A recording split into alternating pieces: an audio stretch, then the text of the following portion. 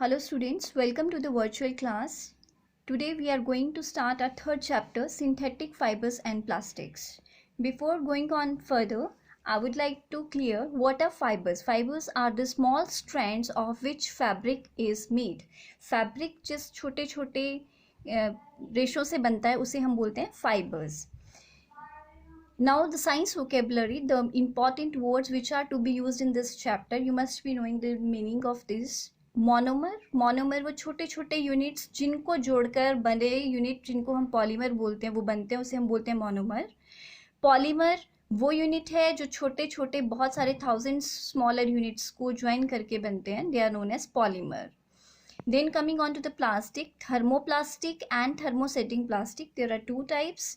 And thermoplastic is that which can be remolded. वो plastic जिसको हम दोबारा पिघला के उसकी दोबारा से शेप चेंज करके कुछ और बना सकते हैं. लेकिन थर्मोसेटिंग प्लास्टिक वो प्लास्टिक है जिसे हम एक बार सेट कर दिया तो वो दोबारा से चेंज करके कुछ और उसका हम नहीं बना सकते. Now the Coming on to natural fibers and synthetic fibers. Natural fiber means वो net fibers जो already nature में present है जैसे कि cellulose, and synthetic fibers are known as those fibers which are man-made. Examples हैं इसमें rayon, nylon, polyester, acrylic, monomers and polymers. And we have already discussed जो monomers हैं वो सिंथेटिक फाइबर्स जिन छोटे यूनिट्स के बनते हैं उनको हम बोलते हैं मोनोमर्स. और मोनोमर्स फिर बहुत सारे जब छोटे छोटे केमिकल सब्सटेंसेस ज्वाइन करते हैं वो एक बड़ी यूनिट बनाते हैं जिसे हम बोलते हैं polymer. Poly means many and mer means units. So many units. Polymer means many units. Now monomers can combine in two ways. अब हमने कहा कि मोनोमर्स जो है वो जुड़ के बनाते हैं पॉलीमर्स, लेकिन जो पॉलीमर है वो दो तरीके से बन सकता है. मोनोमर या तो स्ट्रेट चेन में अपने आप को अलाइन करेंगे और एक लंबी लॉन्ग चेन बनाएंगे. दिस इज लीनियर पॉलीमर बोलेंगे इसको हम. और जहाँ पर मोनोमर यूनिट्स जो हैं वो एक दूसरे से इंटरलिंक्ड हो जाएंगे, क्रॉस चेन्स बनाएंगे, उसको हम बोलते हैं cross linked polymer. Now coming on to the process polymerization. What do you mean by polymerization?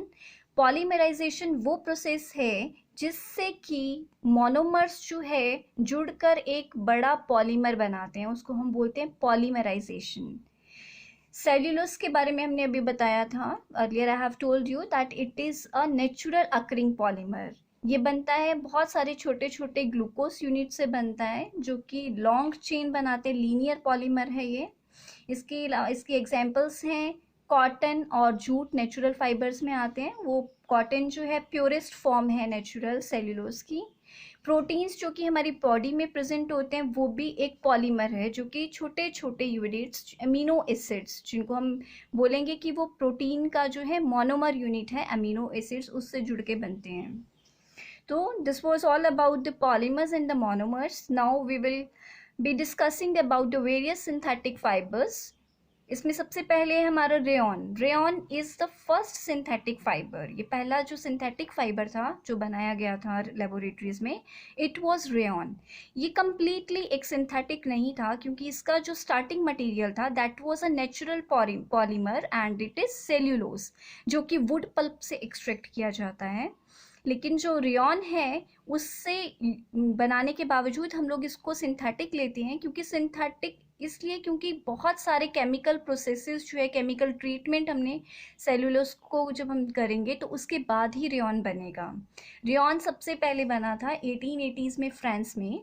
It was trailed as cheap alternative to the silk fiber. Silk fiber क्योंकि इसकी जो अपीयरेंस है ये बिल्कुल सिल्क की तरह ही दिखाई देता है, लेकिन ये सिल्क से बहुत ज़्यादा सस्ता होता है. तो फर्स्ट सिंथेटिक फाइबर हम कंसीडर करते हैं रेयॉन को. इसकी प्रॉपर्टीज़ क्या क्या हैं? एक तो एब्जॉर्व करता है बहुत अच्छे से, कोई भी वाटर स्वेट वगैरह को अच्छे एब्जॉर्व कर लेता है. श्रिंक नहीं होता है. दूसरा ये कूल रखता है हमको, इसलिए हम इसको गर्मी में इजीली जो है वियर कर सकते हैं. सिल्क लाइक अपीयरेंस होती है इसकी, शाइनिंग नेचर टेक्सचर होता है इसका. अब इसके फ़ायदे क्या क्या? एक तो ये सस्ता है, स्वेट को एब्जॉर्व करता है इजीली, इसलिए हम इसको समर क्लोथ्स बनाने के लिए भी इस्तेमाल करते हैं. Uses of rayon. Rayon is used in textile industries, textile industries में यूज़ किया जाता है इसको क्लोथ बनाने के लिए। इसके अलावा कारपेट्स बनाए जाते हैं, इसके बेडशीट्स बनाई जाती हैं, बैंडेजेस बनाए जाते हैं। This was all about the rayon. Now coming on to the nylon. Second one is nylon. Nylon is derived from two words. It is combination of actually two words, ny, ny, and lon, lon. Ny stands for New York and lon stands for London. Nylon actually ये नाम इसका क्यों आया, क्योंकि यह एक ही time पे दो अलग अलग जगह पे एक साथ बना था। न्यूयॉर्क में भी बना था ये, लंदन में भी, तो दोनों ही सिटीज़ का नाम जो है कंबाइन करके इसका नाम रखा गया है नायलॉन। ये फर्स्ट फुली सिंथेटिक फाइबर था, इसमें कोई भी नेचुरल चीज़ इस्तेमाल नहीं की गई, और ये डेवलप किया था वॉलेस एच कैरोथर्स ने, और उनके कुछ एसोसिएट्स थे जिन्होंने उनको हेल्प की थी। बनाने के लिए इस्तेमाल किया गया था इसके coal, air, water and agricultural by products. Next to this is properties of nylon. Nylon भी बहुत स्ट्रॉन्ग होता है, हाई टेंसाइल स्ट्रेंथ है इसकी, शाइनी है, इलास्टिक है, लाइट वेट होता है, एब्जॉर्व करता है कम वाटर, इसीलिए इजीली जो है ड्राई अप हो जाता है। इसके बाद wash and wear properties, wash means धोया और इसे पहन लिया, इसको कोई भी आयरन करने की ज़रूरत नहीं पड़ती क्योंकि इसमें कोई भी रिंकल्स नहीं पड़ती, क्रीजेस नहीं बनती इसकी। सॉफ्ट है, स्मूथ है। इसके बाद यूजेस हम लोग कहाँ कहाँ इस्तेमाल करते हैं नायलॉन को, क्लोथिंग में, ड्रेसेस बनाने के लिए, track suit, socks, swim wears etcetera. Then curtains, bed sheets are also made from nylon. ropes, parachutes, fishing nets, toothbrushes, car seat belts, sleeping bags, rickets, strings, tires, etc. are also made from nylon. The third synthetic fiber is polyester. Polyester बहुत ज़्यादा इस्तेमाल किया जाता है world में, क्यों, और ये बनता है एक चेन, लॉन्ग चेन पॉलीमर से जिसका नाम है ईस्टर। पॉलीईस्टर मीन्स मैनी ईस्टर्स को जोड़ के जो बना गया है, दैट इज पॉलीएस्टर। इसकी प्रॉपर्टीज है, it is extremely tough and strong, light weight है, ड्यूरेबल है, रिंकल नहीं होता इजीली, बहुत थोड़ा वाटर जो है एब्जॉर्व करता है, इसीलिए इजीली ड्राई अप हो जाता है। इसके बाद ये श्रिंक भी नहीं होता और ना ही ये ज़्यादा स्ट्रेच होता है। अब इसके यूजेस क्या क्या हैं, टेक्सटाइल इंडस्ट्री में तो हम इसको यूज़ करते हैं making shirts, dresses, saris, track suits, curtains, bedsheets, pillows etcetera. उसके अलावा हम लोग क्या करते हैं, पॉलिएस्टर को एज सच नहीं, हम इसको एक ऐसा प्रोडक्ट बनाने के लिए भी, फैब्रिक बनाने के लिए भी यूज़ करते हैं जो कि दो फैब्रिक्स की प्रॉपर्टीज़ लिए होता है। उनको हम जैसे कि अगर हम इसको ब्लेंड कर दें, मीन्स पॉलिएस्टर को अगर हम ब्लेंड कर रहे हैं कॉटन के साथ तो it will form poly cotton, अगर वूल के साथ कर देंगे तो it forms poly wool, Terylene के साथ करेंगे तो इट फॉर्म्स टेरिकॉट। तो इसमें दोनों प्रॉपर्टीज़ होंगे, टेरिलिन की भी होगी, वूल की भी होगी, अगर कॉटन ले रहे हैं तो कॉटन और पॉलिएस्टर दोनों की होगी, पॉली वूल ले रहे हैं तो पॉलिएस्टर और वूल की दोनों की प्रॉपर्टीज़ होगी। Now this was all about the polyester. Now the last one is acrylic. Acrylic भी एक सिंथेटिक फाइबर है, लेकिन इसमें वूल की तरह फील होता है, जैसे वूलन क्लोथ्स होते हैं वैसे ही इसका फील होता है। ये चीप होता है वूल से और हम उसको एज अ अल्टरनेट यूज़ कर सकते हैं।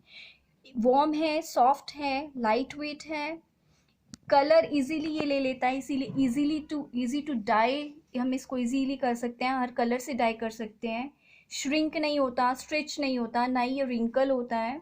इसके बाद यूजेस कहाँ कहाँ हम लोग करते हैं, स्वेटर्स बनाने में, विंटर वेयर बेसिकली जो हम लोग बनाते हैं वो हम एक्राइलिक का बनाते हैं due to its warm properties. Sweater, shawl, socks, sports wears. इसके अलावा हम लोग इसमें यूज़ करते हैं ब्लैंकेट्स बनाने के लिए, रग्स बनाने के लिए, ऑनिंग्स। ऑनिंग्स को हम हिंदी में बोलते हैं तरपाल, जो कि हम शेड्स वगैरह में यूज़ करते हैं कवर करने के लिए, डोर्स को, विंडोज़ को, उसको बोलते हैं हम ऑनिंग्स इंग्लिश में। इसके बाद है the differences between the synthetic fibres and the natural fibres. Synthetic fibres जो है केमिकल सब्सटेंसेस से बनते हैं, नेचुरल फाइबर्स जो है नेचुरल सब्सटेंसेस से बनते हैं। सिंथेटिक फाइबर्स ज़्यादा स्ट्रॉन्गर होते हैं as compare to natural fibers. ज़्यादा वाटर एब्जॉर्ब नहीं करते सिंथेटिक फाइबर्स, इसलिए जल्दी क्विकली ड्राई अप हो जाते हैं। लेकिन जो नेचुरल फाइबर्स हैं वो बहुत सारा वाटर एब्जॉर्ब करते हैं, बहुत ज़्यादा टाइम लगता है उनको सूखने के लिए, जैसे कि कॉटन क्लॉथ को बहुत ज़्यादा टाइम लगेगा अगर हम सुखाएंगे एज़ कम्पेयर टू कोई भी सिंथेटिक फैब्रिक है। सिंथेटिक फाइबर्स ज़्यादा ड्यूरेबल है, ड्यूरेबल मीन्स उनकी लाइफ ज़्यादा होती है, बहुत टाइम तक चलते हैं। मॉथ रेजिस्टेंस है, इसे कोई कीड़ा नहीं लगता, एंड ईजी टू मेंटेन, बहुत ही आसानी से धुल भी जाता है, मेंटेन करना भी बहुत ईजी है। लेकिन जो नेचुरल फाइबर्स होते हैं वो इतने ज़्यादा ड्यूरेबल नहीं होते, क्योंकि उनको कीड़ा लग जाता है। गर्म कपड़े आपने देखे होंगे, we put some phenyl balls in that, ताकि उनमें मॉथ्स ना लगें, और ये डिफ़िकल्ट होते हैं मेंटेन करने के लिए। सिंथेटिक फाइबर्स इजीली वॉशेबल हो जाती है और रिंकल फ्री होते हैं, लेकिन जो नेचुरल फाइबर्स हैं वो धोना थोड़े टफ होते हैं और रिंकल फ्री भी नहीं होते। We have to press them, they are less expensive synthetic, and the natural fibers are more expensive than the synthetic fibers. Now there is a one question, why synthetic clothes are not advised while working in a laboratory or a kitchen? क्यों kitchen में और laboratory में हम लोग synthetic जो clothes हैं वो prefer नहीं करते? ये इसलिए क्योंकि ये केमिकल से बना है। तो क्या होता है कि जब भी मानो अगर एक्सीडेंट हो जाए कोई वाइल वर्किंग, हमारे कपड़ों में फायर कैच कर लें वो, तो क्या होगा, जो सिंथेटिक क्लोथ है वो मेल्ट हो जाएगा। मेल्ट होने के बाद वो हमारी बॉडी से स्टिक कर जाएगा, उस पर्सन को जिसने वो पहना हुआ है उसके साथ वो चिपक जाएगा, और वो उसको बहुत ज़्यादा हार्म करेगा, बॉडी जो उसकी जल जाएगी। इसलिए हम लोग नेचुरल फाइबर्स यूज़ करते हैं, फैब्रिक यूज़ करते हैं जब भी हम लेबोरेटरी या फिर हम लोग किचन में काम कर रहे हैं। Synthetic fibers are not preferred over there. So this was all about our synthetic fabrics. Now in the next lecture we will be taking our plastics. Thank you.